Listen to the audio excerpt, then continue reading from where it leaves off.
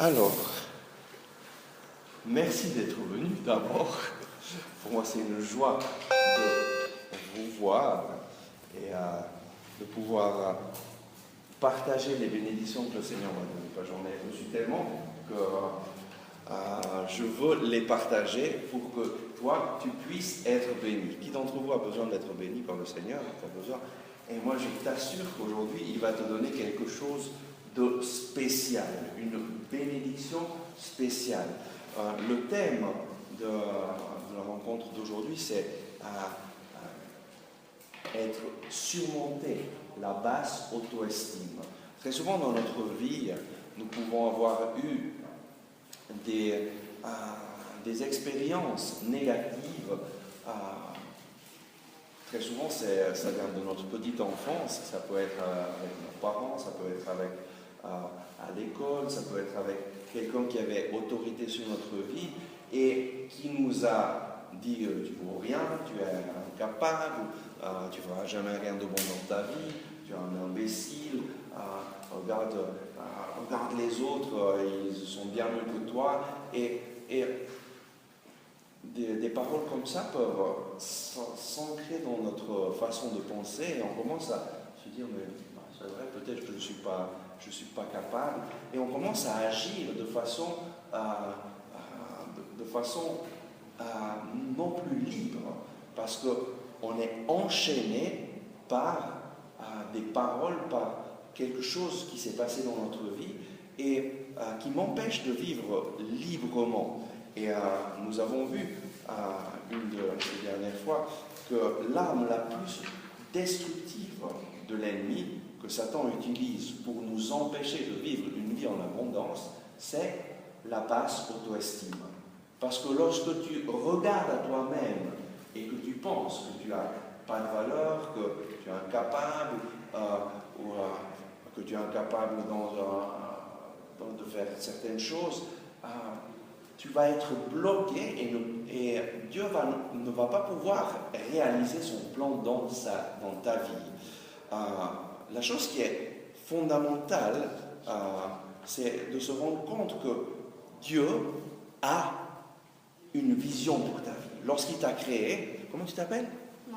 Monica.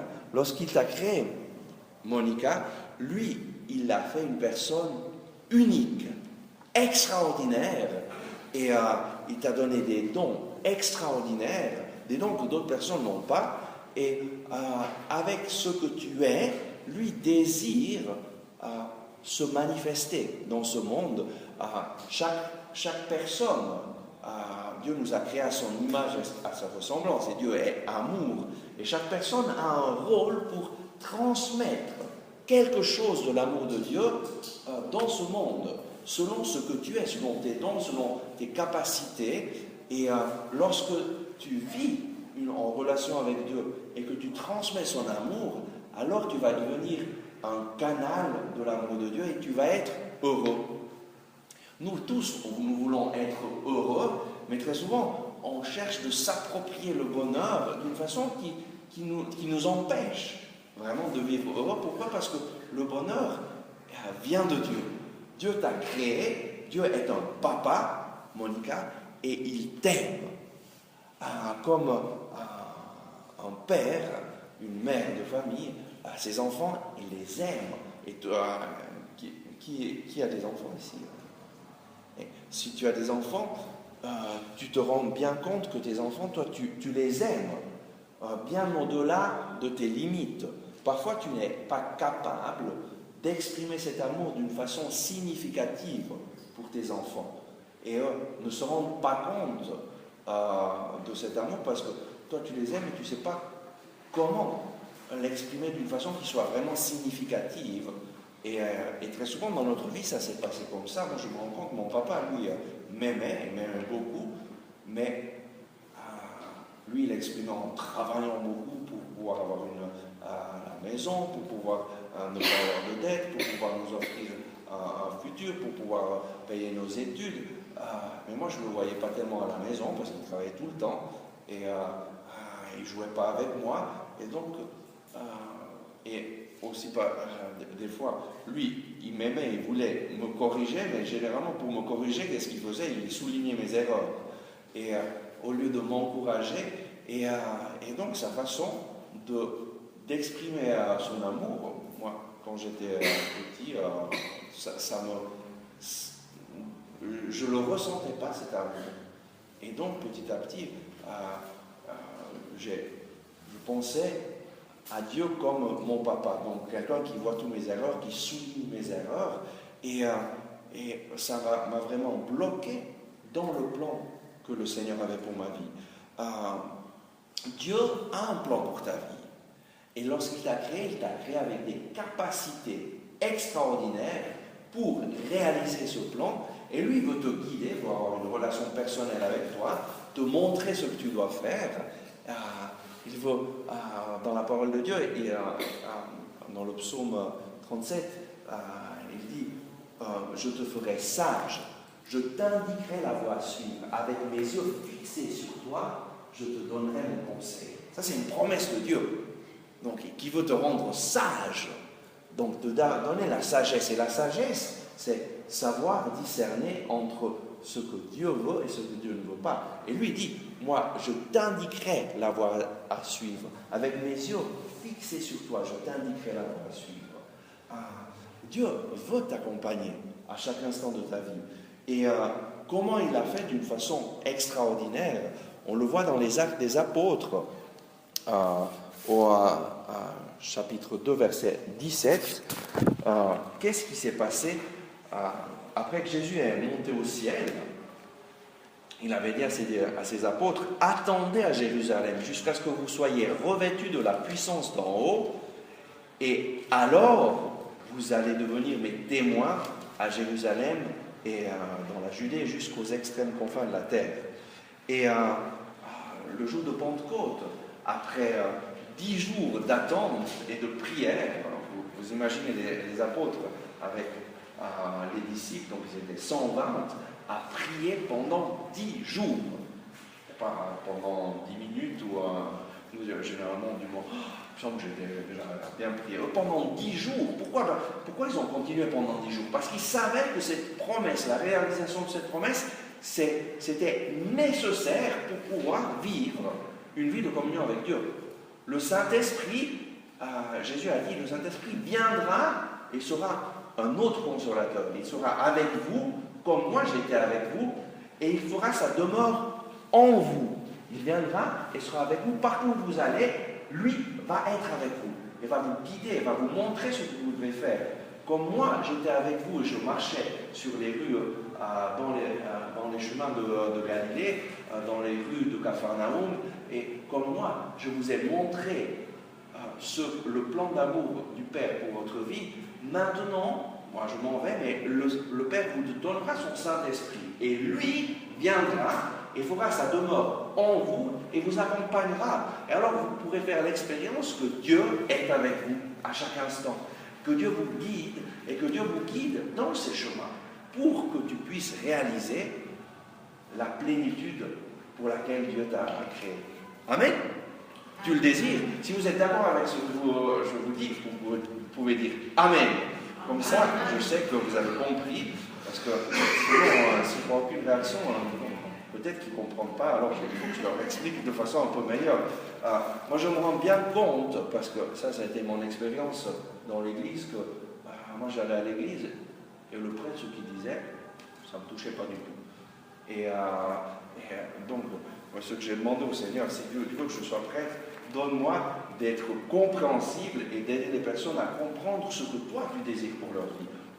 Et donc le jour de Pentecôte, les apôtres, après 10 jours de prière, arrive un violent coup de vent, des langues comme de feu tombent sur eux, ils commencent à glorifier Dieu en d'autres langues, et il y a tellement de bruit que ça attire les personnes qui les voient titubants, tellement étrange que certains disent mais ils sont complètement bourrés, ils ont trop bu, et Saint-Pierre se lève et dit non, nous n'avons pas trop bu, c'est 9h du matin, mais ce qui est en train de se passer, c'est que le Saint-Esprit est tombé sur nous comme Dieu l'avait promis, et Dieu a réalisé sa promesse.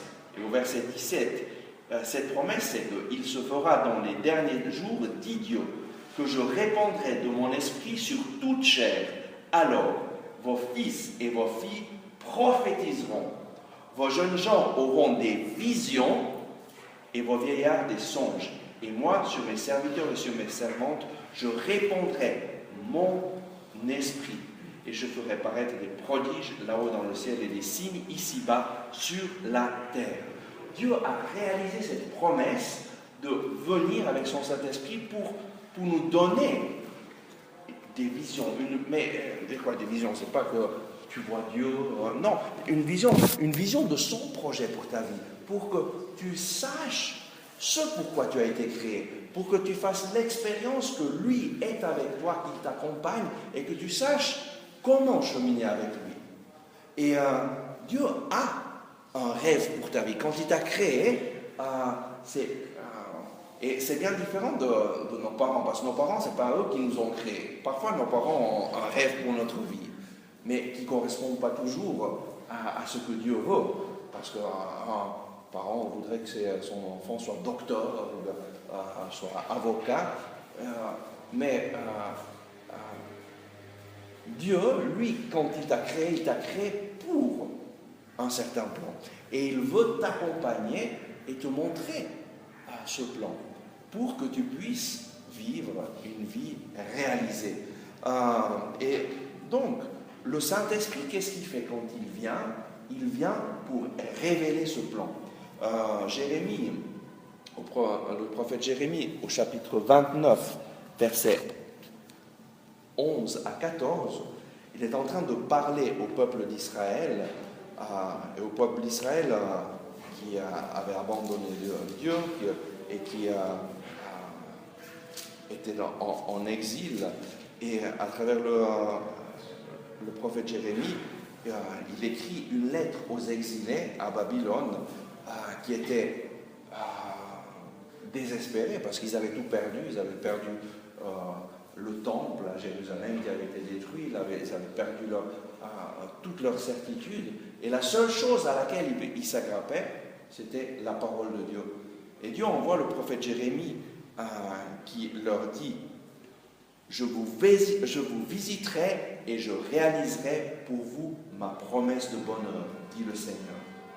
Qu'est-ce qu'il dit? Je vous visiterai et je réaliserai pour vous ma promesse de bonheur.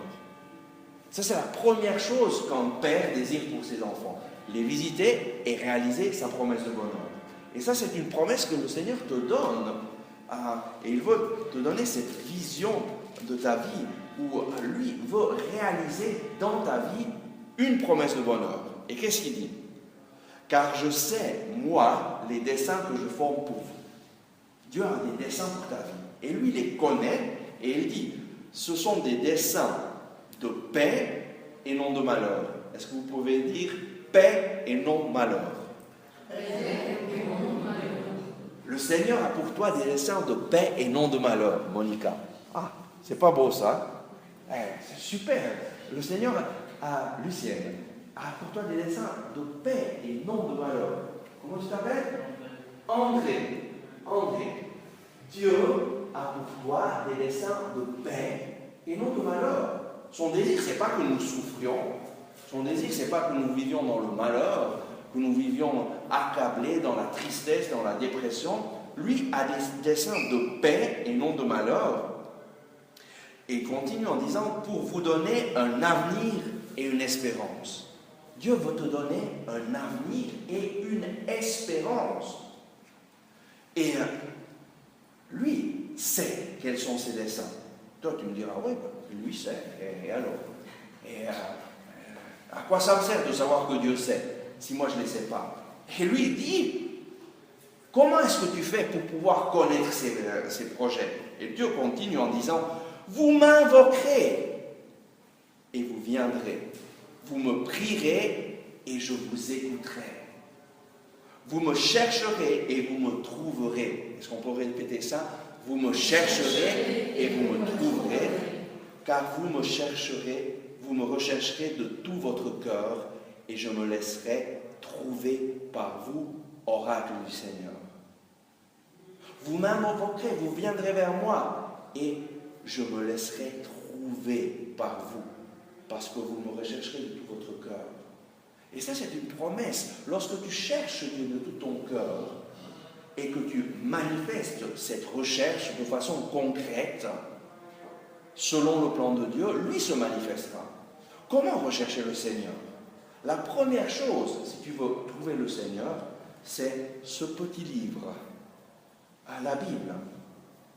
Dieu se révèle à travers la Bible, révèle son plan à travers la Bible, à travers les prophètes, à travers l'Évangile, à travers Jésus-Christ, à travers les psaumes.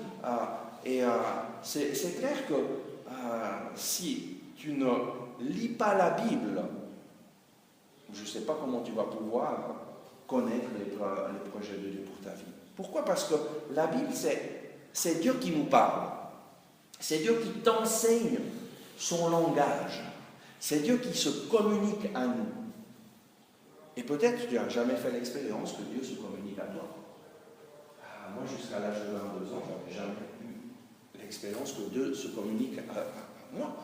Mais j'ai rencontré des gens qui m'ont dit, mais lis la Bible et demande à Jésus de se manifester, de te parler. Et moi, j'étais tellement désespéré à l'époque que je me suis dit, j'ai rien à perdre.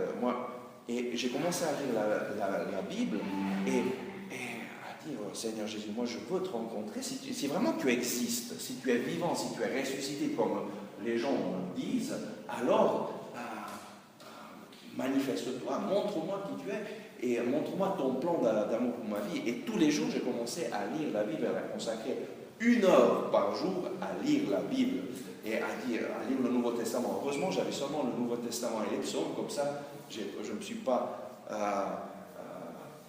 je ne suis pas entré dans les Deutéronomes, les nombres, où tout à coup tu ne comprends plus rien.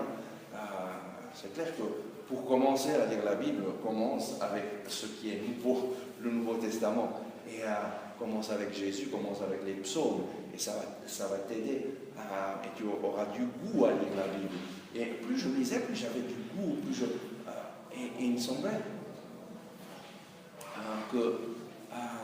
il y a une joie qui est entrée dans mon cœur, et une joie que je n'avais pas jusqu'à ce moment-là, et jusqu'au jour merveilleux, qui pour moi c'était le 26 janvier 1991, où pour la première fois de ma vie, Jésus m'a parlé, et j'ai entendu sa voix, et ça a transformé ma vie radicalement. Il m'a juste dit 3 choses. Non, 3. Je t'aime, 3 paroles. Je t'aime, je t'aime. 3 fois. Mais quand il me l'a dit, toute ma vie a changé. Parce que j'ai fait l'expérience d'un amour qui est plus grand que l'amour de mes parents, que l'amour des femmes que j'avais connues, que l'amour... Un amour qui te remplit et qui te remplit et qui donne un sens à ta vie. Et après cette expérience de rencontre avec Jésus qui m'a parlé, je savais qui j'étais, je savais le plan de Dieu pour ma vie. Je savais que lui m'avait libéré de mon péché, m'avait libéré de mon orgueil, m'avait libéré de ma façon de vivre indépendamment de lui, et qu'il était entré dans ma vie, et qu'il avait un plan, et que ce plan, le cœur de ce plan, c'est que je fasse connaître l'amour de Dieu aux autres. Je ne savais pas encore que ça serait comme prêtre. J'ai étudié au Poly à Zurich, ingénieur agronome, et j'ai terminé mes études. Et petit à petit, le Seigneur m'a montré. Et en marchant avec lui, en lisant la parole de Dieu, lui s'est révélé toujours plus et m'a montré quel est son plan pour ma vie. Et si tu veux connaître le plan de Dieu pour ta vie, est-ce que tu veux le connaître? Nous, très souvent, on a comme un doute, des peurs, parce qu'on se dit, mais si Dieu me demande quelque chose que je ne veux pas, pourquoi on a cette peur? Parce que l'ennemi, le diable, nous met ces peurs. Pourquoi? Parce que l'ennemi, le diable, sait très bien que si toi, tu réalises le plan de Dieu pour ta vie, tu es perdu pour le diable et tu es donné à Dieu. Et donc l'ennemi essaye tout, et surtout, il essaye de mettre un doute sur Dieu, comme il a mis ce doute à Ève. Dans l'histoire d'Adam et Ève, comment agit le diable en mettant des doutes. Est-ce que c'est vrai que Dieu vous a dit que vous ne pouvez rien manger? Ça, c'est la première affirmation du mal. Donc, il met un point interrogatif terrible sur Dieu. Dieu qui les a mis dans un jardin, il leur avait dit, vous pouvez tout manger, à part une chose. Il y a juste une chose que vous ne pouvez pas faire, juste un arbre que vous ne pouvez pas manger. Et le diable arrive et dit, mais est-ce que c'est vrai que Dieu vous a dit que vous ne pourrez rien manger?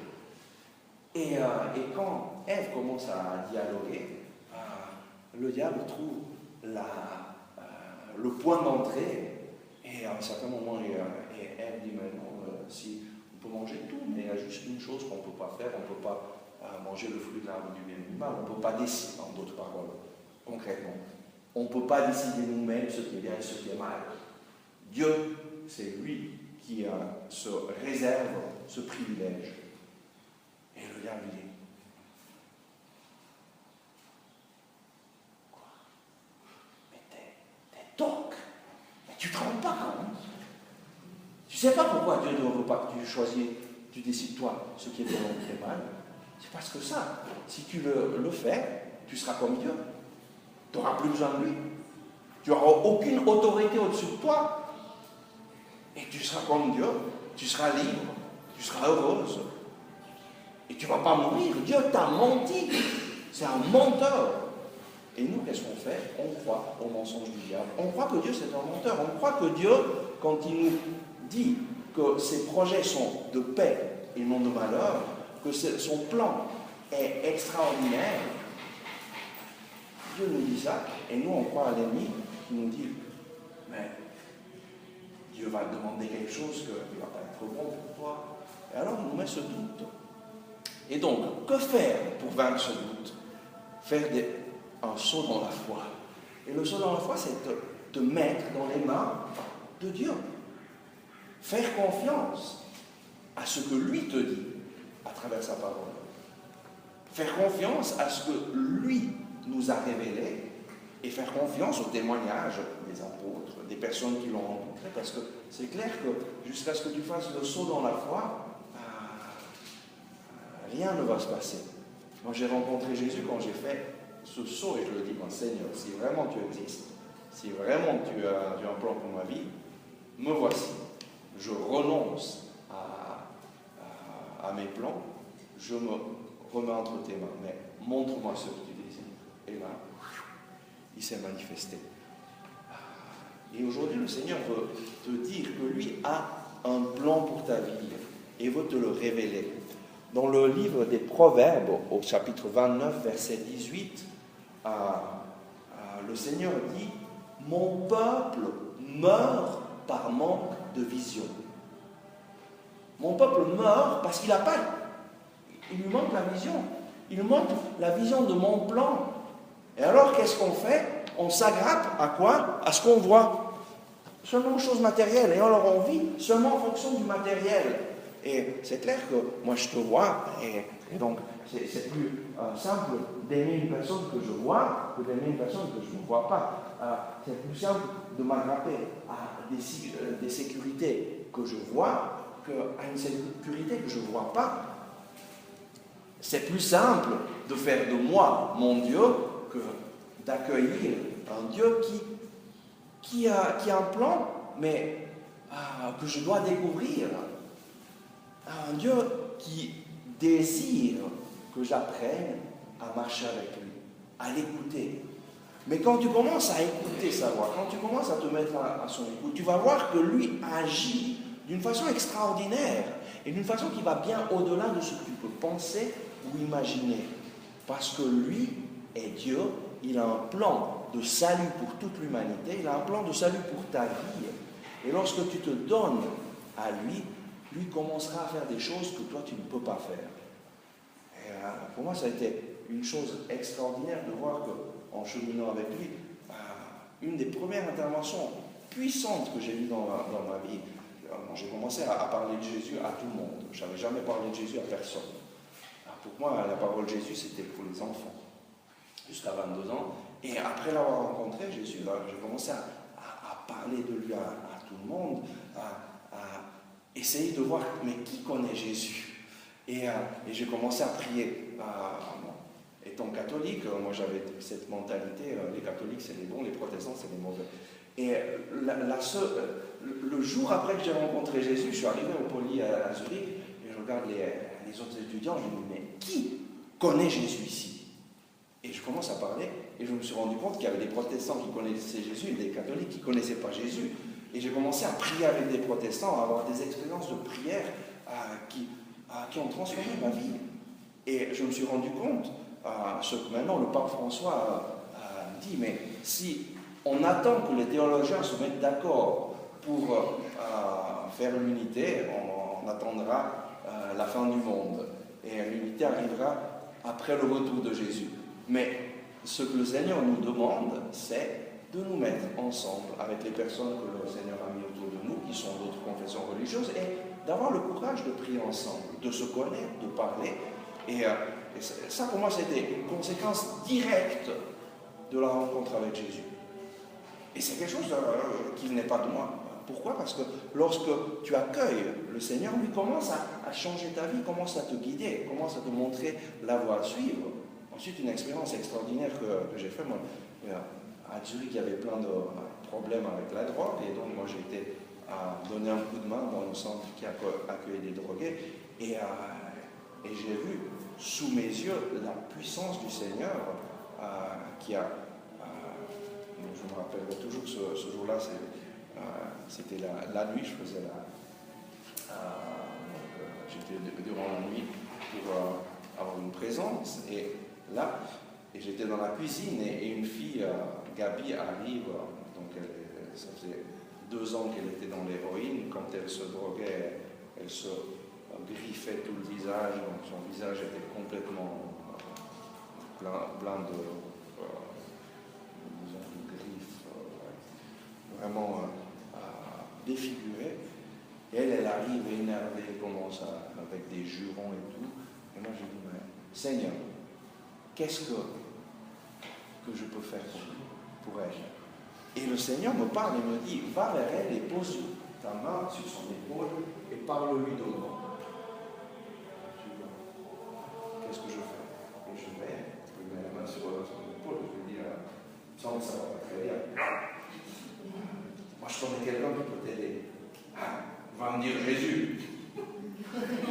Oui, c'est Jésus, moi je l'ai rencontré. Tu l'as rencontré, toi? Non, je l'ai rencontré, il a changé ma vie. Et c'est clair que l'ennemi a voulu me décourager au départ. Mais je savais que Jésus m'a dit de lui parler. Et donc, et j'ai commencé à lui parler. Et ça a été un temps extraordinaire. 1 heure où elle me demandait des choses. Et après 1 heure, elle me dit, bon, merci, je suis content, je suis en paix, je vais dormir. Moi, je lui ai dit, non, avant d'aller dormir, on demande à Jésus de te libérer de la drogue. Elle me regarde et me dit, tu crois que c'est possible? Oui, c'est possible.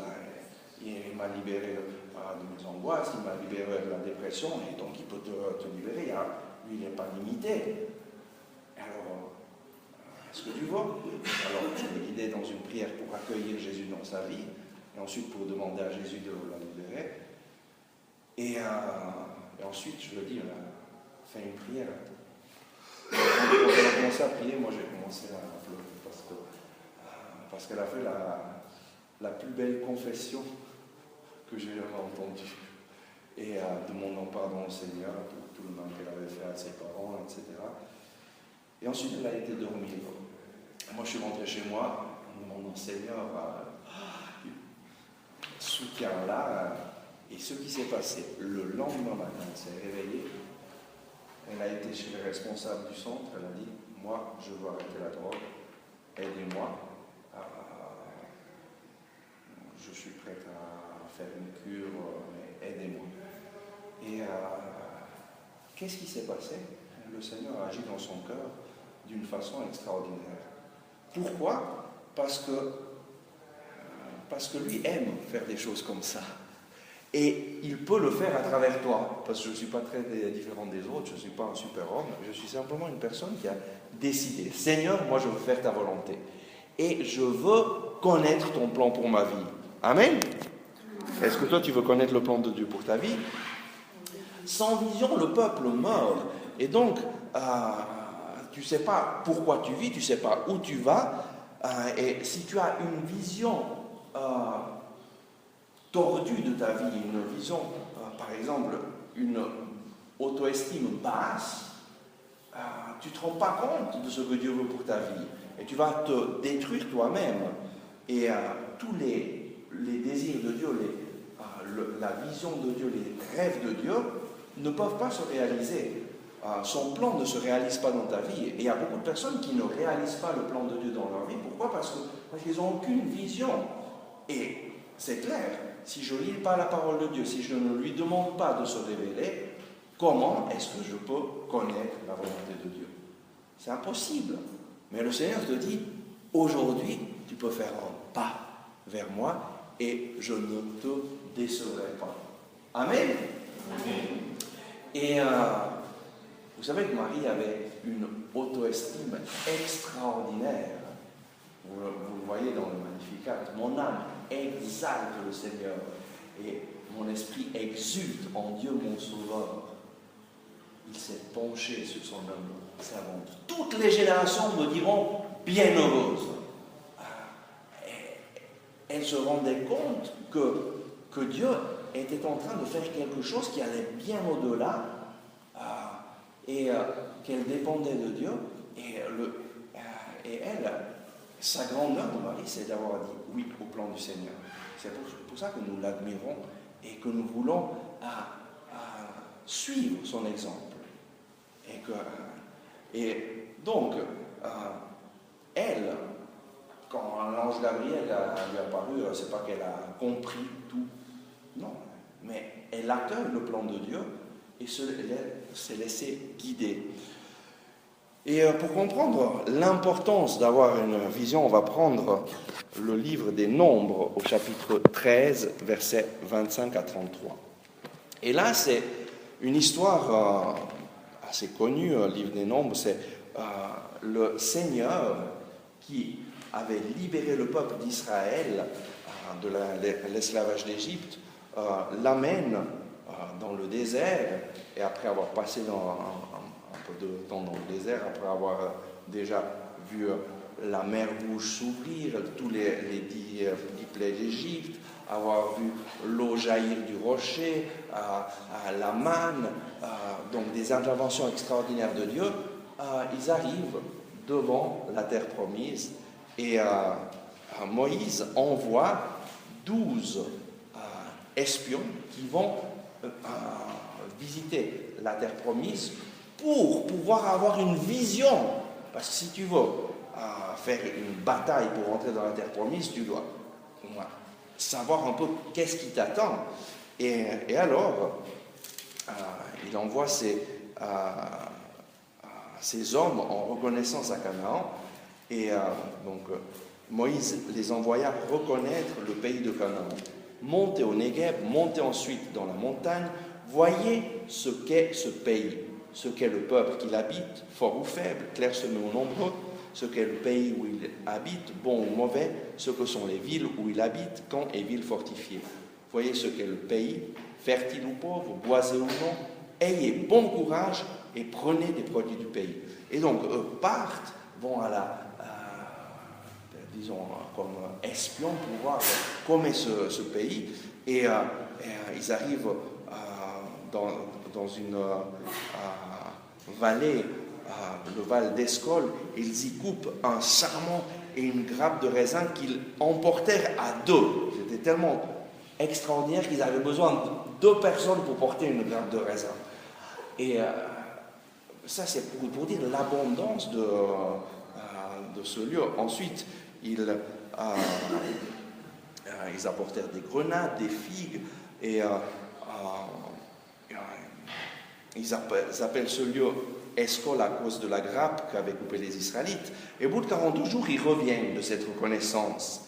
Ils vont trouver Moïse et Aaron et toute la communauté d'Israël dans le désert et leur font un rapport de cet espionnage.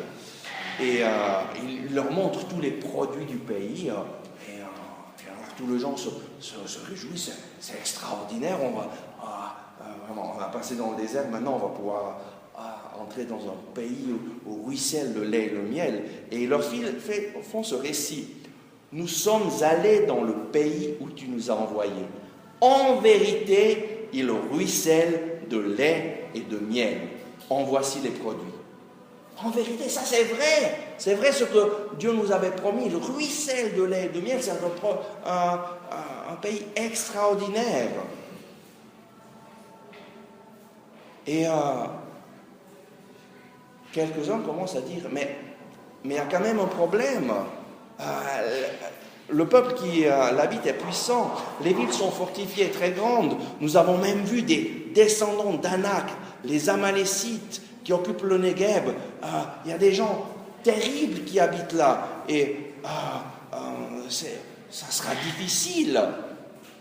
Et un des espions, Caleb, dit, écoutez, il faut y aller, il faut marcher et conquérir ce pays. Nous en sommes capables, parce que Dieu est avec nous. Mais les d'autres commencent à dire, mais non, c'est impossible, nous ne pouvons pas marcher contre ce pays, parce qu'il est plus fort que nous, et si on y va, ils vont nous tuer, c'est impossible, on va être détruits. Et ce qui se passe, c'est que des 12 espions,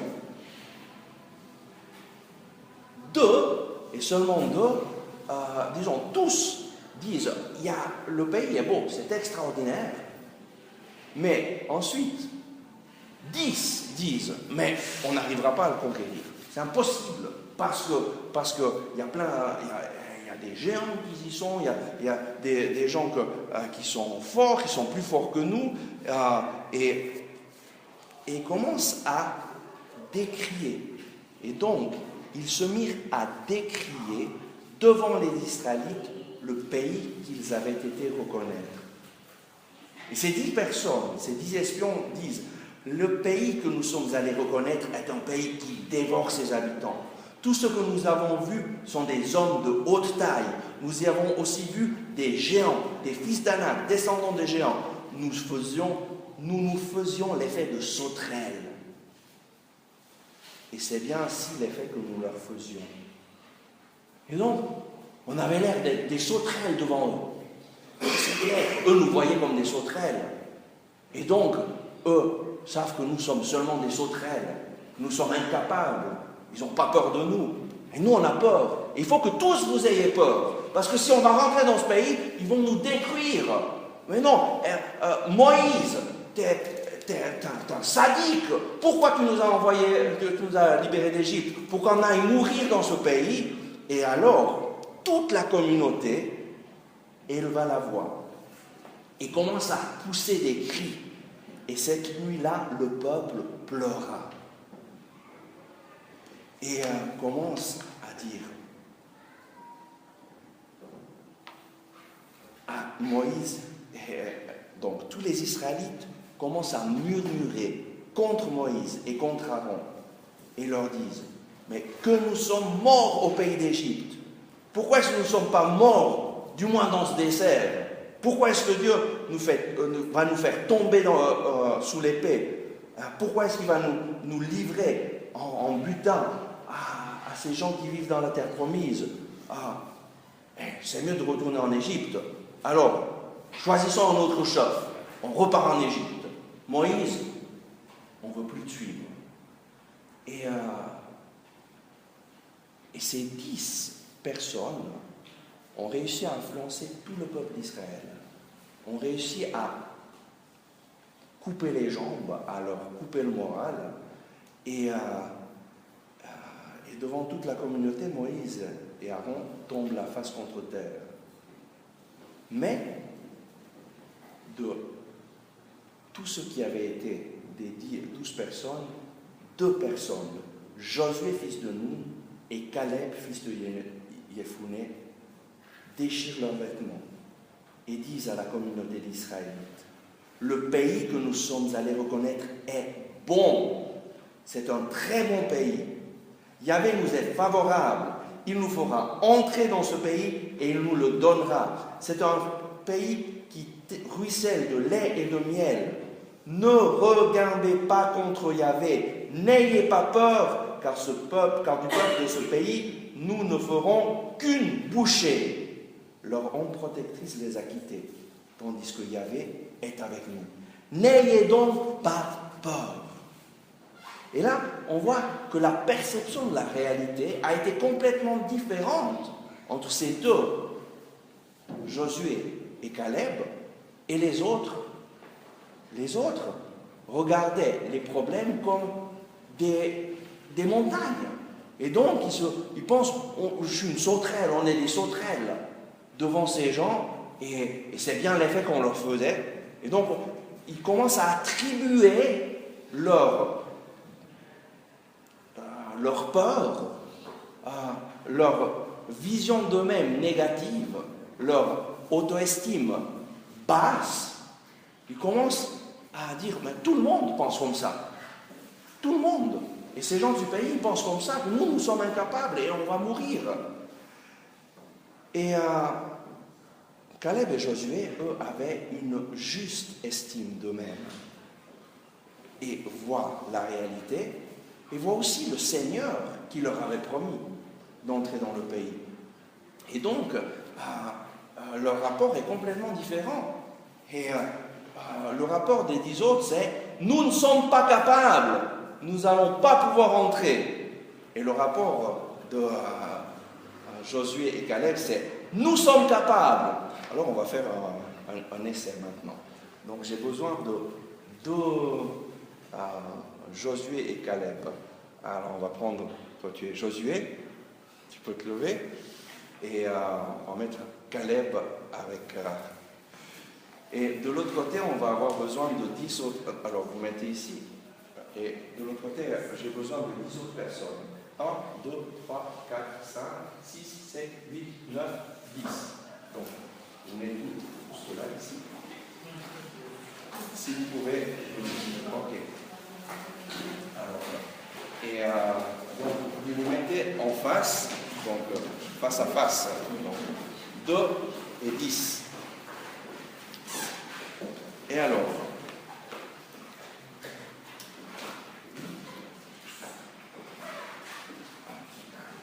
Caleb et Moïse et Josué disent, il faut marcher et conquérir ce pays, nous en sommes capables.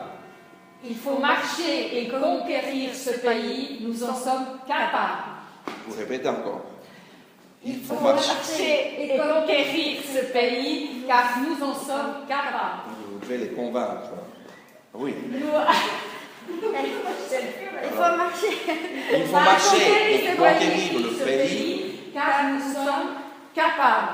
Et donc, vous faites les autres espions.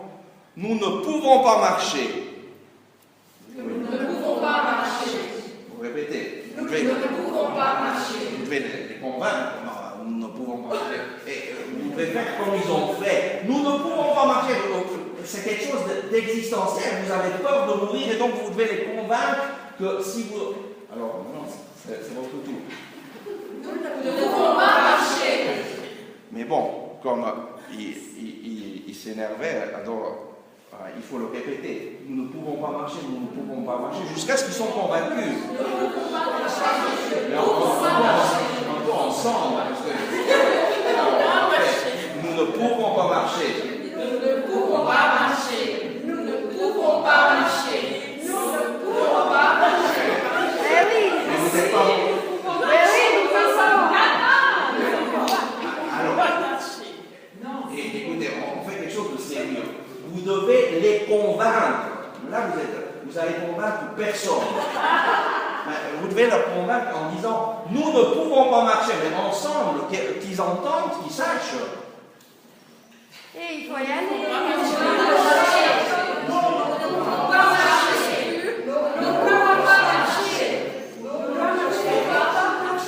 Il faut que vous les convainquiez. Vous êtes convaincus? On va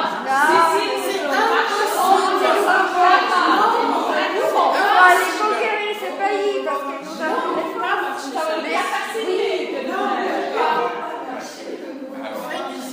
Alors, Ils sont capables. Alors, moi, je vais vous enseigner. Alors, je vais vous enseigner.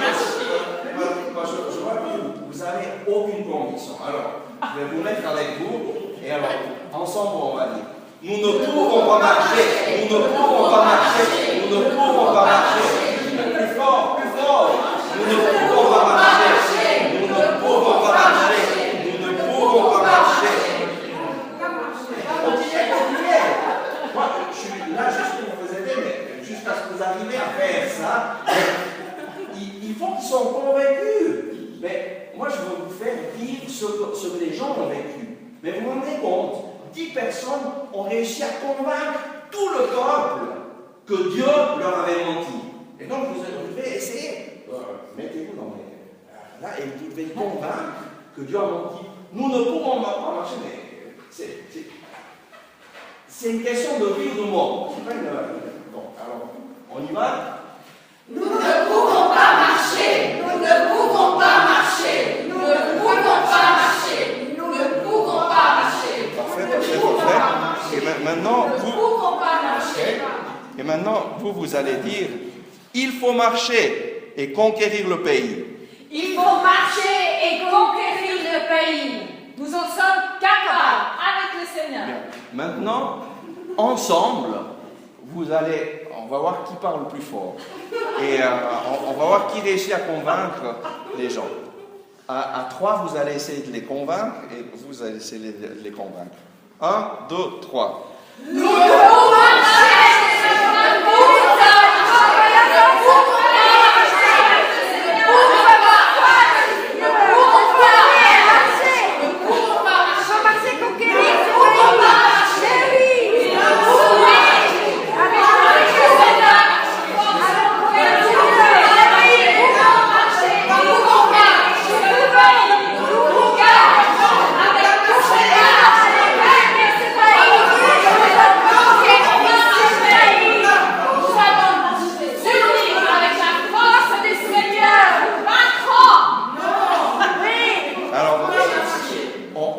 Ces personnes ont plus de foi que vous et donc on ne réussit pas à répéter ce qu'ils ont fait, mais vous ne vous rendez pas compte qu'eux sont tellement convaincus qu'ils parlent plus fort que vous.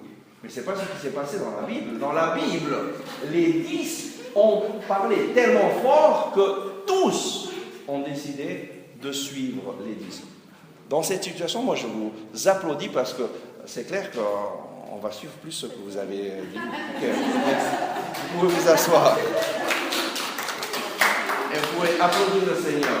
Mais j'ai voulu simplement vous montrer ce qui s'est passé. 10 personnes ont commencé à décrire le pays. On a commencé à dire que ce pays était terrible, qu'ils n'allaient pas pouvoir, nous ne pouvons pas marcher, nous ne pouvons pas marcher. Et leur voix était tellement forte que le peuple d'Israël s'est rebellé contre Dieu, s'est rebellé contre Moïse, s'est rebellé contre les 2 explorateurs qui disaient « mais nous pouvons y aller, Dieu est avec nous ». Pourquoi? Parce que les 10 explorateurs, ils ont vu seulement les problèmes. Et ils ont oublié la vision. Dieu les avait envoyés pour voir le pays, pour encourager tout le peuple à conquérir le pays. Et tous sont venus avec le même rapport. Le pays est excellent, c'est super, ça ruisselle de lait de miel. Mais 10 commencent à dire, mais il y a des problèmes, mais. Pourquoi? Parce qu'ils avaient une estime d'eux-mêmes désastreuse. Et donc, comment on voit qu'ils avaient une estime désastreuse? Ils se voient comme des sauterelles. Nous sommes des sauterelles. Vous pouvez répéter. Nous sommes des sauterelles. Nous sommes des sauterelles. Ils étaient convaincus de ça. Et Caleb dit, non, nous ne sommes pas des sauterelles, nous sommes des soldats, des vainqueurs. Mais l'estime de soi, Paras, elle vient du fait que tu ne regardes pas la vision que Dieu a pour ta vie, mais tu regardes seulement le problème. Tu regardes seulement les choses négatives. Tu regardes seulement les géants qui habitent le pays. Et tu les augmentes, et tu les fais plus grands, toujours plus grands. Et qu'est-ce qui se passe? Et là, c'est la chose tragique. Qu'est-ce qui se passe lorsque la communauté tout entière parlait de lapider Moïse, Aaron, Caleb et Josué? Caleb et Josué essayent de les encourager. Non, il faut qu'on revienne. Et toute la communauté parle de les lapider. On les élimine, ces gens positifs, parce que nous ne pouvons pas marcher. Nous ne pouvons pas marcher. C'est impossible. Parce qu'ils voient seulement l'impossible. Et là, Dieu intervient. La gloire de Dieu apparut. Et c'est tellement puissant que tous commencent à avoir peur. Et Dieu dit à Moïse, jusqu'à quand ce peuple va-t-il me mépriser? Jusqu'à quand refusera-t-il de croire en moi malgré les signes que j'ai produits chez lui? Et Dieu dit, jusqu'à quand cette communauté perverse qui murmure contre moi? J'ai entendu les plaintes que murmurent contre moi les Israélites. Dis-leur, par ma vie, je vous traiterai selon les paroles mêmes que vous avez prononcées à mes oreilles.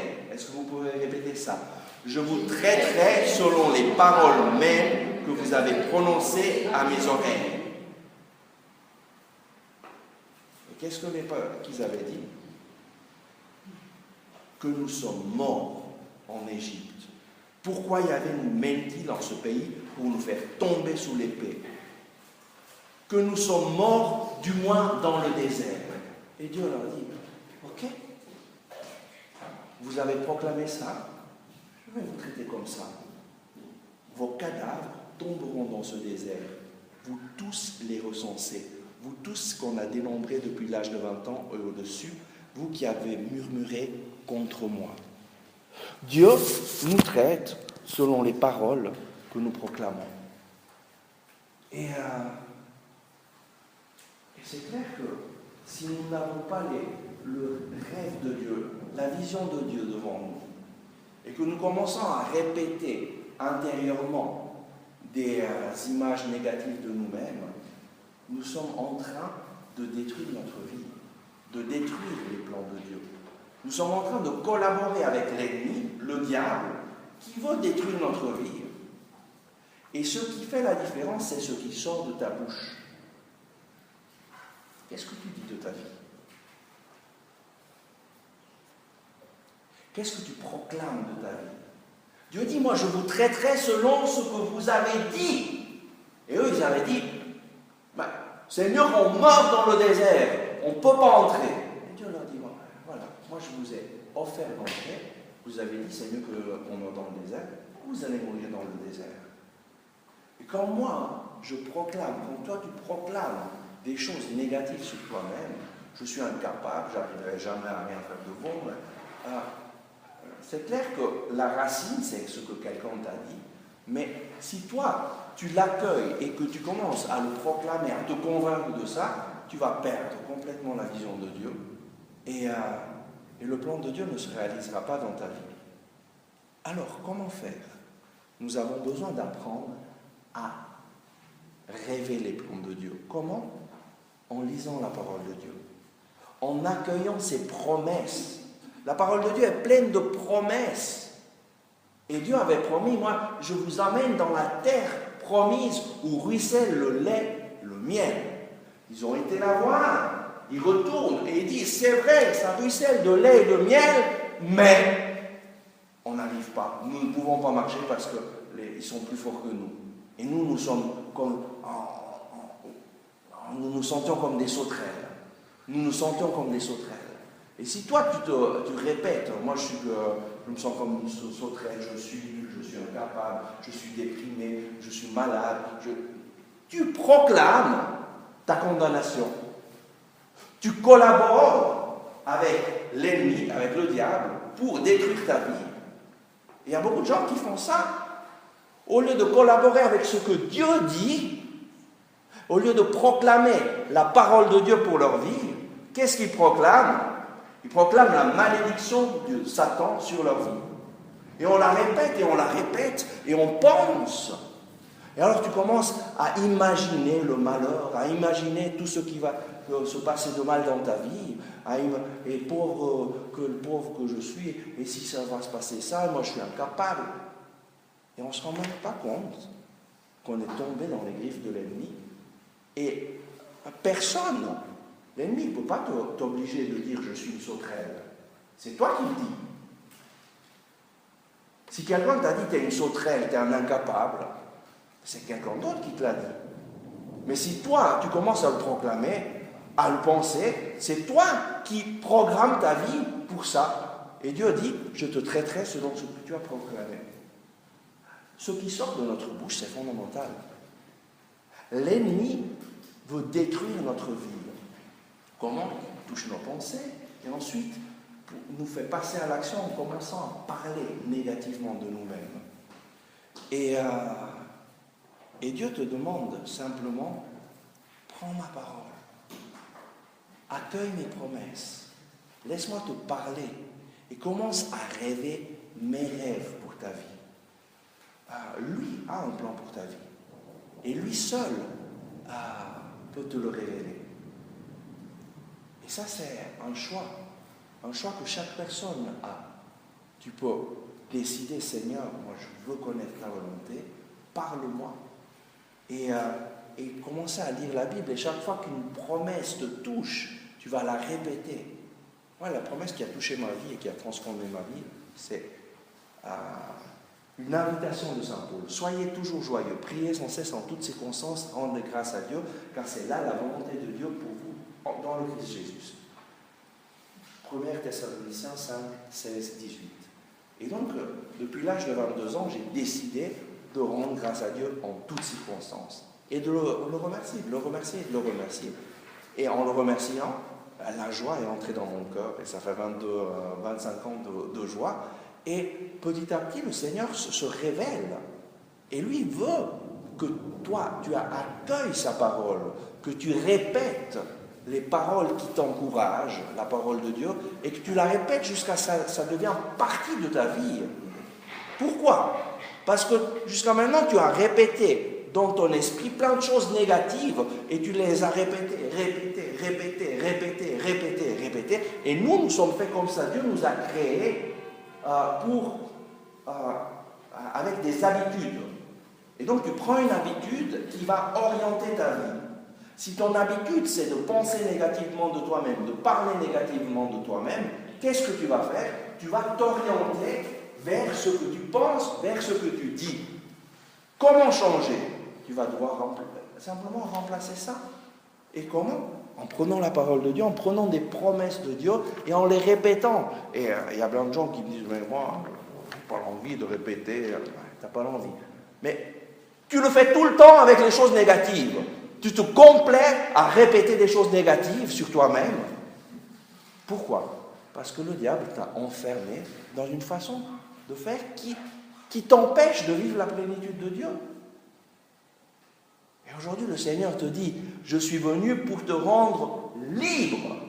Jésus nous a libérés. Et lui te donne cette possibilité de collaborer avec Dieu pour que ta vie devienne toujours plus pleine de la présence de Dieu. Amen. Et donc, la basse auto-estime, qu'est-ce que ça fait? Ça détruit ta relation avec Dieu. Ça détruit ta relation avec les autres. Et donc, tu commences à penser, mais Dieu m'aime pas, Dieu m'a abandonné. Et tu le répètes, Dieu m'aime pas, Dieu m'a abandonné. C'est clair, moi je ne sens pas sa présence, et Dieu m'a abandonné. Mais pourquoi Dieu? Et on commence à se rebeller, comme le peuple d'Israël s'est rebellé contre Dieu. Et sans se rendre compte, on tombe dans le mensonge de l'ennemi et on collabore avec l'ennemi pour détruire notre propre vie. Personne d'autre que toi ne décide ce que toi tu dis. Tu le savais, toi? Personne d'autre que toi. Dieu nous donne cet instrument de pouvoir changer. Parce que nos pensées, très souvent, on peut avoir des pensées négatives qui arrivent. Et le contrôle des pensées, on ne l'a pas. Mais le contrôle de ce que tu dis, là, tu l'as. Personne d'autre que toi. Et si tu veux apprendre et connaître les rêves de Dieu, commence à lire la Bible. Et quand une parole te touche, répète-la, répète-la, répète-la jusqu'à ce que ça devienne partie de ta vie. Et le problème, c'est que lorsqu'on se répète les choses négatives, on va commencer à croire réellement que Dieu ne nous aime pas, que Dieu nous a abandonnés. Et que si je suis comme je suis, si je suis déprimé, c'est parce que Dieu m'a fait comme ça, et donc Dieu est responsable. On ne se rend pas compte que Dieu nous a indiqué la voie à suivre, mais nous, au lieu d'écouter la voix de Dieu, on a écouté la voix de l'ennemi, et on collabore constamment. Moi, je vois dans ma vie, plein de fois, je collabore avec l'ennemi au lieu de collaborer avec Dieu. Chaque fois que je me répète des choses négatives, qui est glorifié? Dieu? Non, l'ennemi. Et ce que l'ennemi veut, c'est que tu aies une basse auto-estime. Et donc aujourd'hui, l'invitation du Seigneur, c'est: quelle est la vision de Dieu pour ta vie? Est-ce que tu connais la vision de Dieu pour ta vie? Est-ce que tu as une idée de ce que Dieu désire dans ta vie? Seulement toi, tu peux le savoir.